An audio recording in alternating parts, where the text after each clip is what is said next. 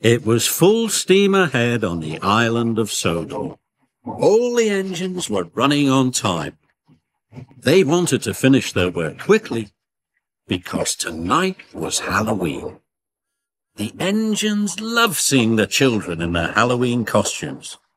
And the engines loved to hear tales of ghostly engines and scary steam trains. That evening, the Fat Controller came to Tidmouth Sheds. "Thomas and Emily, you must go to the smelter's yard," he said. "An important delivery of iron must be collected right away."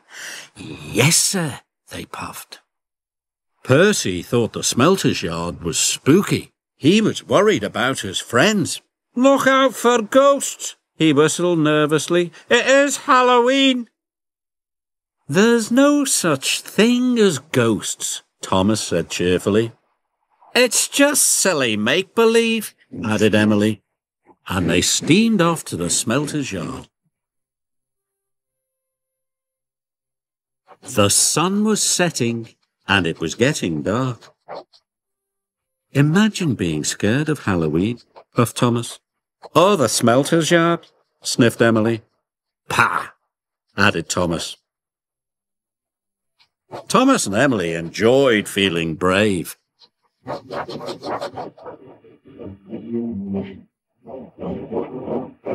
But when they got to the smelter's yard, it was very spooky. "Oh my," whispered Emily. "Oh dear," hissed Thomas.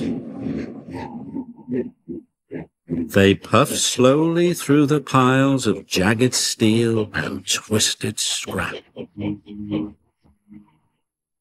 The air grew hotter, and smoke grew thicker. Harry and Bert were lurking nearby. The two Diesels saw the chance to scare a couple of steamies. When Thomas and Emily rolled by, they moaned and groaned. It sounded spooky. "What was that?" snapped Emily. "You said there was no such thing as ghosts." "Silly make-believe, you said," gasped Thomas.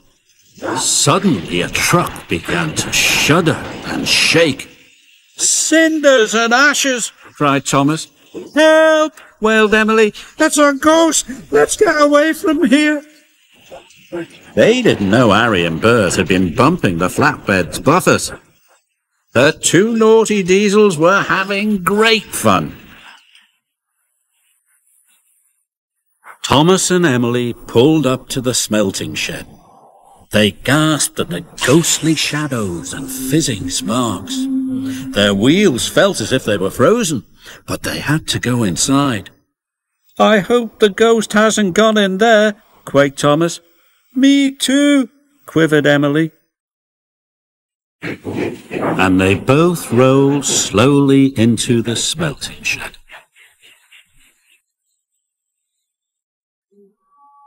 Inside, chains clanked and strange shadows danced across the walls. Must be brave, Thomas puffed. But it was spooky. Emily was turning round, ready to shunt some trucks. A great whoosh of sparks lit up the shed. "That's my buffers!" cried Emily. Emily was scared. She didn't notice the huge white tarpaulin. It fell, covering her from funnel to footplate. "The ghost! It's got me!" She steamed away as fast as her pistons could pump. Thomas thought Emily was the ghost, and he raced out of the smelting shed. "The ghost is after me!" cried Thomas. Harry and Bert thought Emily was the ghost too, and they raced away. Thomas was right behind them, and Emily was right behind Thomas.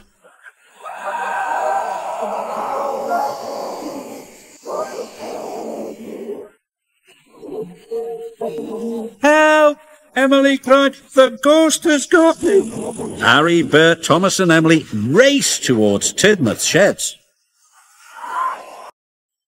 Tidmouth Sheds was quiet and peaceful. All the engines were fast asleep. Thomas's whistle soon woke them up. "It's Thomas!" cried Percy. "Something must be wrong." Suddenly he saw Thomas, Harry and Bert racing into the yards. "Stop!" he cried. Harry, Bert and Thomas applied their brakes. They stopped just in time. "The ghost is after us," whistled Thomas. Percy was scared, but just then Emily raced under a signal and the tarpaulin flew off.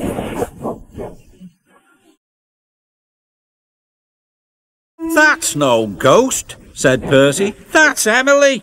The engines didn't feel scared anymore, but they did feel foolish.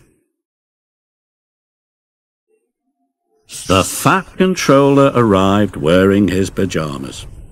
"What is all this fuss and bother?" he boomed. "It has caused confusion and delay."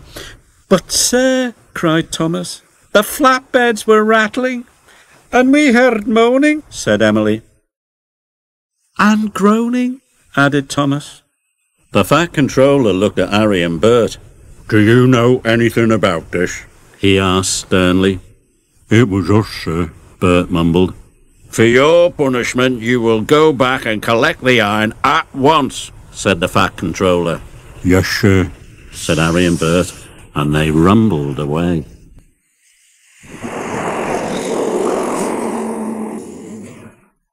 Whenever Thomas and Emily went back to the smelter's yard, they knew there was nothing to be scared of. After all, there is no such thing as ghosts. It was all silly make-believe.